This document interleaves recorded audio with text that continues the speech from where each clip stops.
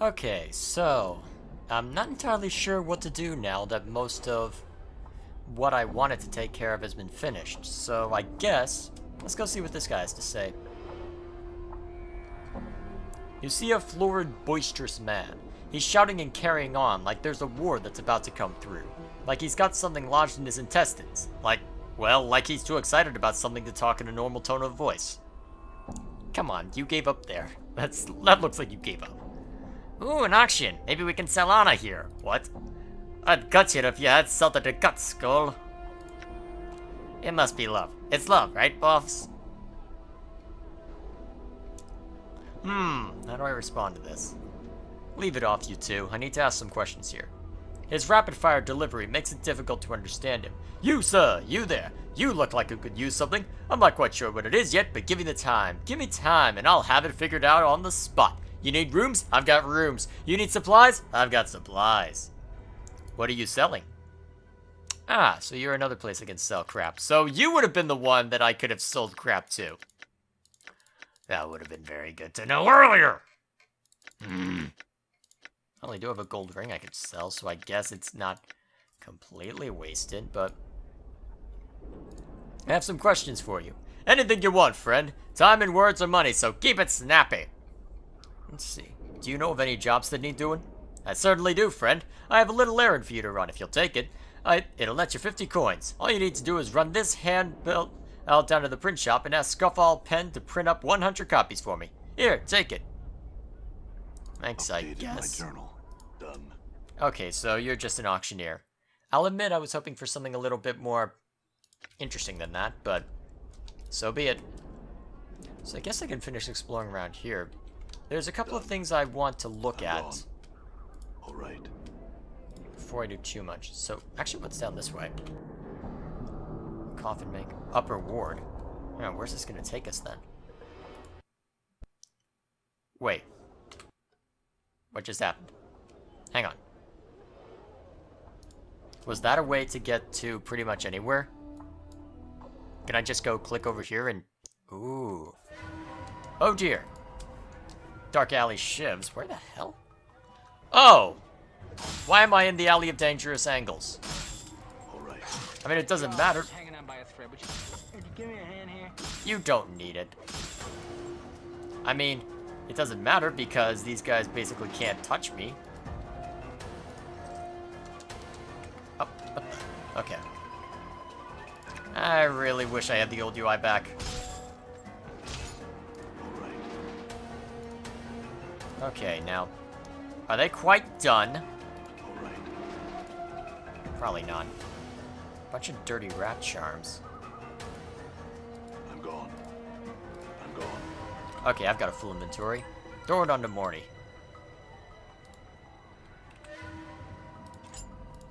Yeah, he's got plenty of room. Okay, so not a place I want to go. But it looks like they're letting me move more freely now. Yeah, it looks like they are. So, where do I want to go? I wanted to go over here. Yes, this looks... Right, because I did a bit of looking around online, and I think there are a couple of places I want to explore. Let me see if I can find my editing notes, where I wrote this down. Come on, where is it? Okay, so... Visit Civic Fest Hall and Smoldering Corpse Bar. Okay. Because, one of the advantages of all this, I can actually go look at... Ignis? This crackling, billowing creature twists slowly above an iron grill upon the floor of the bar. It may have once been human, but now its skin is charred beyond recognition. Streams of fire form a wreath around the creature's body, and the flames lick at the few remaining pockets of flesh, causing them to bubble and run like wax down the creature's skeletal frame. The heat surrounding this creature is incredible. To your surprise, the iron grill the creature floats above has sagged and bent from the heat. At first, you thought the heat came from the grill, but now you realize it emanates from the creature. As you watch, flecks of ash drift from the writhing corpse and float slowly toward the ceiling. I'm not sure I want to mess with you. Let's go talk to other people in the meantime. This is a woman with fading bruises on her face and arms and a look of despairing longing in her sunken eyes. She might have been pretty once, but those days were long ago. She turns slowly to face you. Life pours into her features, and the spark of sardonic light that dances in her eyes now makes you wonder if your eyes were deceiving you. Welcome to the smoldering corpse guard, man. Who are you? I am Drusilla, and you must be clueless. Don't ask me how I know that. It just shines off you. Clueless? I think not. She smirks at you, and her bruises seem almost to fade. Whatever you say, dearie. Whatever. Answer some questions for me. Aye, traveler. What is it you seek? What can you tell me about this place? Here? This is the smoldering corpse. Though the person smoldering ain't dead yet, he's just keeping himself alive till someone comes around long to help him out. Sods are like to see people in pain come here. Fiends like it. Folks who don't care much for being bothered come here too. The name alone keeps out most of the Burks. Who is he anyway? My journal. That despair you saw on her face before flits across it again like a black-winged shadow before she masters herself. That's Ignis, one of the greatest wizards ever to come out of this slummy excuse for a cesspool. They caught him and they opened a channel to the plane of fire through him, and now he's just a doorway for it, keeping himself alive by force of will alone. If someone could douse him for a few moments, it'd give him his life back, but they don't make enough water to do that.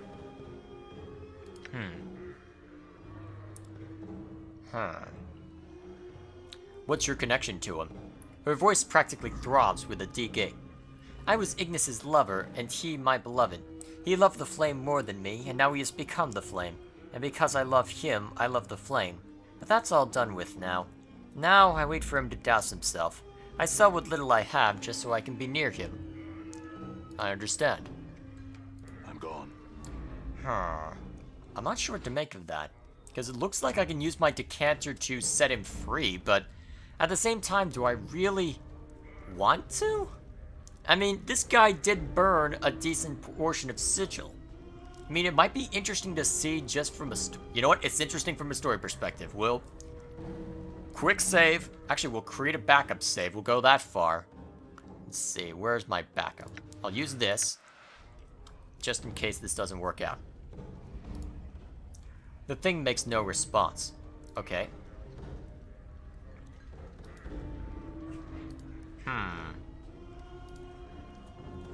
I wonder... Is this a quick item? What if I mention it to Drusilla? Maybe that's how I do this.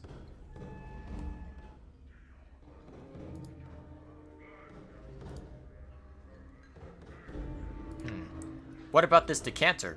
Word has it, it's endless. Word has it, it's endless. Yes, use that on him and he'll be sure to come free. Oh my Ignis, I await you. She pauses for a moment, dread in her eyes. Do you know the command word?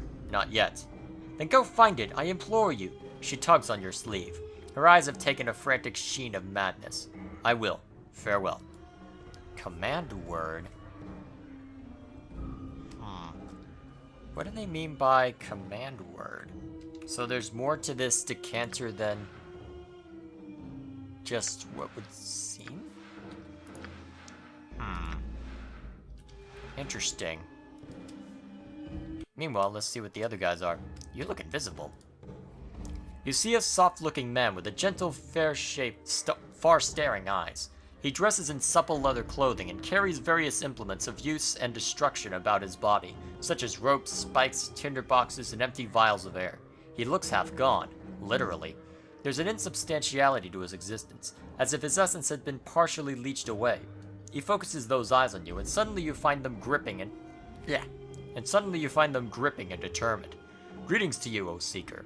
Greetings. He carefully sets down the mug he's holding and gives you all his attention. I have seen the far reaches of the multiverse and returned to tell the tale. I have walked upon the bodies of dead gods and spun moonbeams in the astral ahead of 1,000 shrieking Githyanki nights. I have passed the edge of existence and watched my essence shiver away before me. What is it I can do for you? I had some questions for you.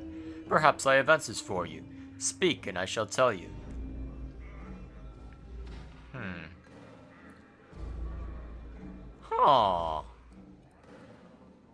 Who are you? I am Kandrian Illborn, traveler, dreamer, tale spinner, and so forth. You are a traveler. Tell me of the plains. I am tired, Seeker, so tired. I am fresh back from negation. I will answer what I can for you, but I cannot promise that you will find satisfaction in the answers I give. What would you know? Would you hear of the outer planes, the prime material, or the inner planes? Fresh back from negation? What do you mean? His eyes cloud over. I went to the inner planes to discover my true essence. I made the mistake of visiting the negative material plane in order to understand my body's urge to decay and the cycle of death in life. I thought myself protected against the ill effects of the plane with my magic, but I was wrong. The blackness of infinite nothing pressed on my soul, and I was beset by shadows that sought to snuff out my very soul. I lost my way for a time, for an eternity, and nearly lost my existence. I could feel my essence falling away from me, and am even now half gone. Never will I return. How did you I survive? couldn't carry anymore, so I had to drop it. How did I survive? He smiles tightly, with a piece of nothing that held back the nothing. Nothing can stop nothing, you know, and so I carried nothing in my hand to protect me. Do you plan to journey to the ultimate negation yourself? You have the smell of desperation about you, so I make you this gift.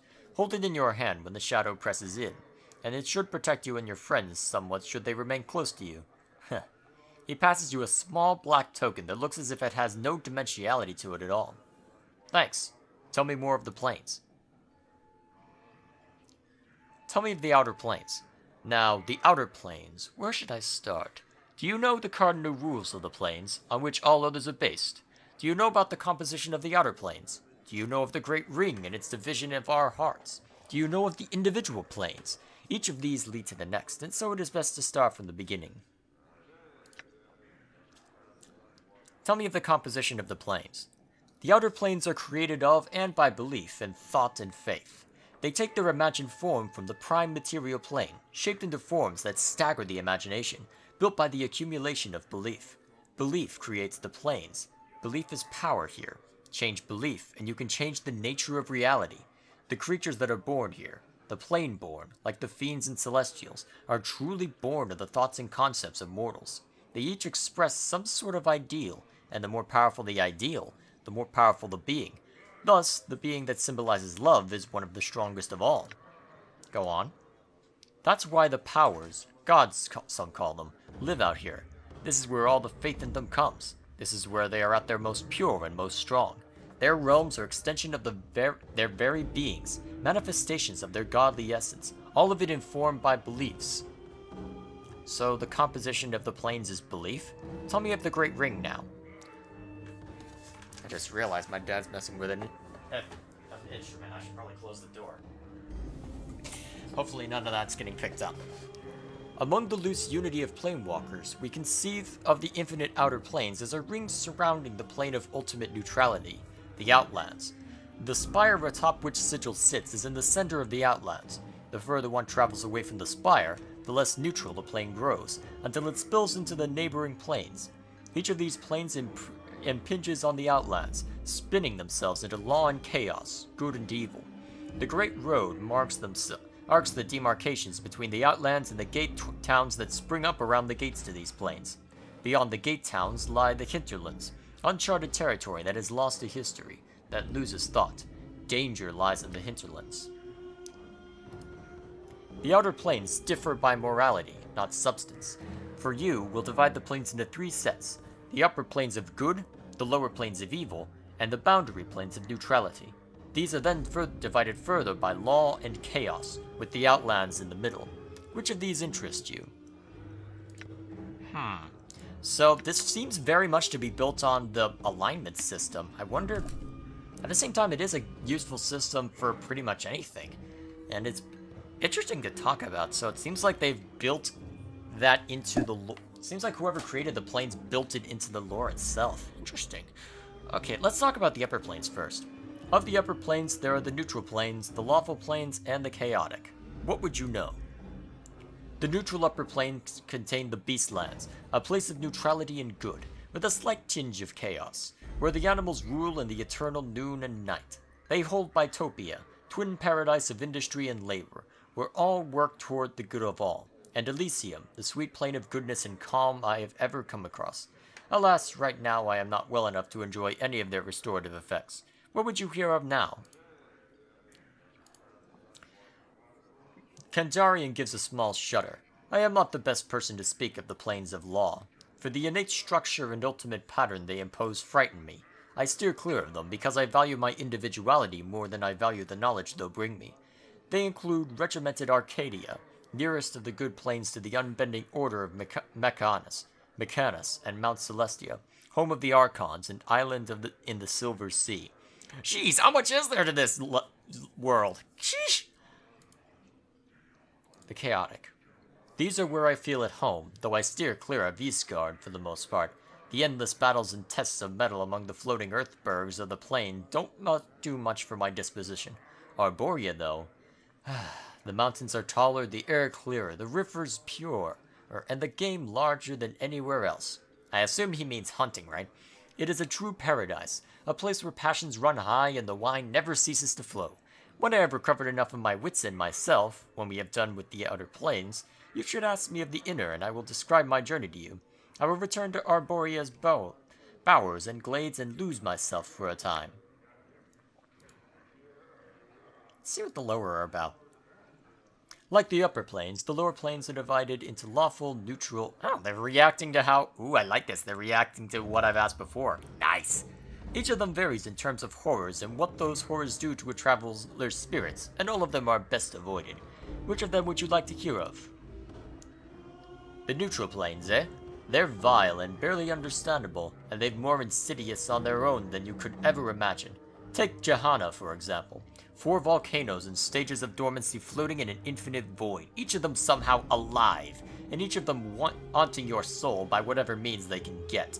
Populated with Eucaloths, the worst of the fiends in my opinion, and you've got the place.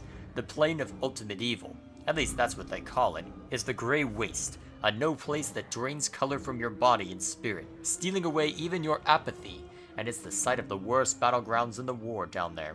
Don't get me started. Then you've got Carceri and the chaotic side. Tell me about the war. Aye, the Blood War. At the name, your blood feels as if it freezes in your vein. Ilburn doesn't seem to notice, wrapped up as he is in his memories.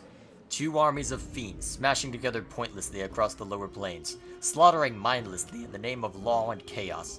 They'll aggrandize it, of course, but in the end it's all about hate and stupid endeavor that aids none and harms far too many. Tell me about Carceri. Ah, Carceri and its poisonous jungles, acid swamps, destructive waters, strung like a string of rotten pearls nested within one another. He pauses and looks at you carefully, again fixing you in place with his eyes. Remember this, Seeker. Carceri is a prison, home to the Geralets,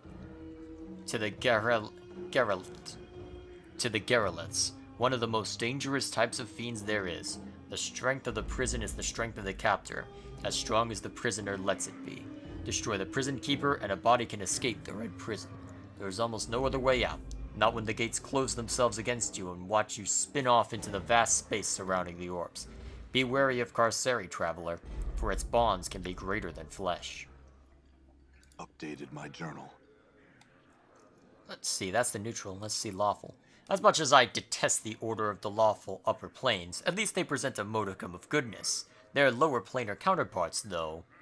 Acheron's a place of ricocheting cubes that never see an end to battle, swarming with the souls of dead humanoid Bator. Ugh. Bator is a place best avoided. Those Batizu, the fiends in the corner there, are but the merest expression of the deviant corruption embodied in that soulless machine of order. If you want more, talk to them, but remember, all that is bad about bureaucracy and order originates from Bator, and it spreads like a stain across the hearts of mortals. Though there is some knowledge to be found there, it is rarely worth the spiritual rape the plane inflicts. Spiritual rape. I'm gonna have to remember that line. That's an awful thing to say. Oh my, and I'm officially a misogynist. Moving on. The Abyss isn't some place you should consider going. Where Bator is all orderly, the Abyss is full of chaos and change, and none of it's pleasant. Wait, that's the wrong... Actually, wait, that is the right contraction. What is wrong with me? When it becomes something that approximates normality, that's when you should be most wary of it. It's home to the Tenari, what most primes call demons, and they've got that name for a reason. They are unpredictable and murderous, and the few you can trust are few and far between. The few I have met who I'd trust, I still don't trust entirely. They are creatures of chaos and creatures of chaos and evil incarnate, And if they're putting on a friendly face, who's to say it's not part of a larger agenda? The boundary planes. There are two boundary planes, to my mind, and they are diametrically opposed. One of them, Mechanus, is the very essence of law, a place where belief fits together, interlocking, turning, in a massive machine that is the entire plane. Some folks have it that the gears of Mechanus are in the engine that drives the planes. The other place is Limbo, a swirling morass of chaos that follows no rules, none, and just when a body thinks he's classified its behavior, it goes and changes on him. Or it doesn't. You just can't tell. I was in Limbo not too long ago. Tell me of your journey. He closes his eyes, remembering. I had a Githzerai guide with me, and Danark who could shape the illogical matter of the plane into forms of his desire. We had fought off the harrying of the Slati, the chaos creatures who call that plane home. It seemed there were more than usual, but then no one can tell what's usual in Limbo. But I digress. In the midst of all this chaos, we came across a series of huge, metal, interlocking cubes, like some sort of puzzle box. It wasn't something we had shaped, consciously or not, and we couldn't find a way inside. It was like a bastion of order within the confines of disorder, a seed of law. That is the best I can explain it. Updated my journal. The Outlands. The Outlands are absolute neutrality. Probably the best place for a body to visit in the Outer Planes, outside of Sigil, if you don't want to have a plane's morality forced into your heart. Everything balances out in the Outlands, as it should be, for the plane that sits at the center of the Outer Planes. Power's realms are scattered about here, and there are handfuls of gate towns that open into the rest of the Outer Planes. The gate towns usually mirror the philosophy of the planes their gates open onto, and if the balance of belief isn't kept in the town slips into the nearby plane. It's a bad situation for everyone, because few of the folks in the towns really want that change. But enough of the Outlands. What more would you like to know?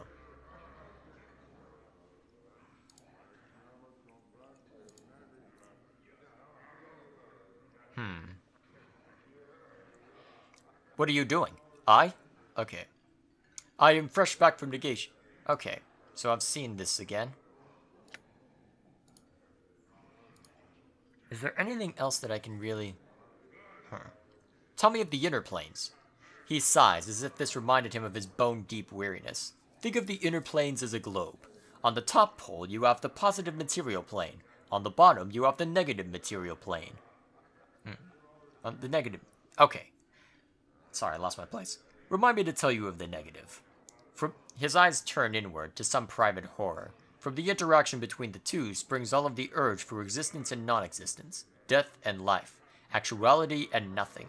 From them springs the basic elemental planes, like fire, water, air, and earth, the para-elemental planes that lie between the four basic elements, and the quasi-elemental planes that come from the interaction of the four elements with the positive and negative. Tell me of the negative material plane. Okay, this again. Tell me of the prime material. You want to know of the prime? Visit it. The boundless worlds of that plane have an infinite variety, as do the planes, but I cannot encapsulate them as I have here. Suffices to say they are the birth of the outer planes, the children of the inner, and they hold limitless potential within their borders. Okay. Interesting. There is a ton to this world. Holy crap. How long have I been sitting here just rattling off all this? I'm gonna have to look back. Well, I'll be looking back on this later. I guess I'll find out. I met a woman named Ingress with very bad teeth. She said she had come through a portal from some world that was opened by a tomb hung near two crossed trees. Can you get her home? He pauses briefly, thinking. I know the portal of which you speak, though I have not traveled it these 30 years gone. I will take her home, Seeker. Go tell her to await my arrival, then meet me back here, and I will tell you if I was successful or not. Updated my journal. Okay. So I was able to resolve something. You know what? Part of me thinks that I'll forget to go and check on that if I don't do it now, but at the same time, there's so much to see. You know what? It won't take long. Be right back. Well, I grew up here. Not a pleasant childhood, mind you. I can't imagine so. Now, where was that woman at? I'm trying to remember exactly. Need to set up camp now. Need to see who? All right. Now, where's that woman?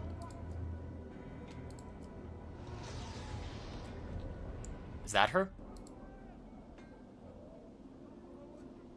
You see Ingress. She is huddled inside her cloak of dirty rags, her teeth chattering. She is glancing furtively about her, as if expecting to be attacked at any moment. Eh? You! She squints at you. What does she want me now? You want me to leave? Not leaving this city, so I'm not. I can't. Tried. It's not a city, it's a prison everywhere.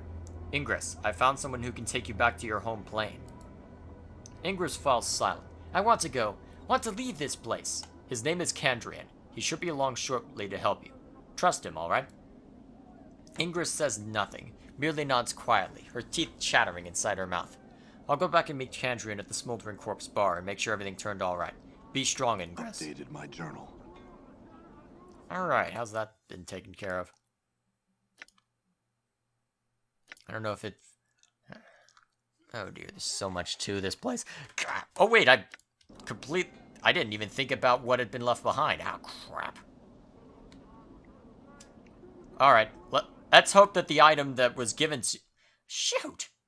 Okay, I need to make some room up so that I don't let that happen again. So Morty, take that crap. And then hopefully the item that Kandrian gave me is still there. So why is it taking so long for us to get over here? Come on! How long does it take? Okay, there we are. Alright, let's get down there. Okay, Smoldering Corpse. Well, at least I can just take the quickest exit now that it's allowing me to go pretty much everywhere.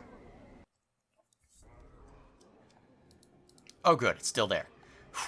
I was worried that I was going to have to quick save it. Negative token, huh? Interesting.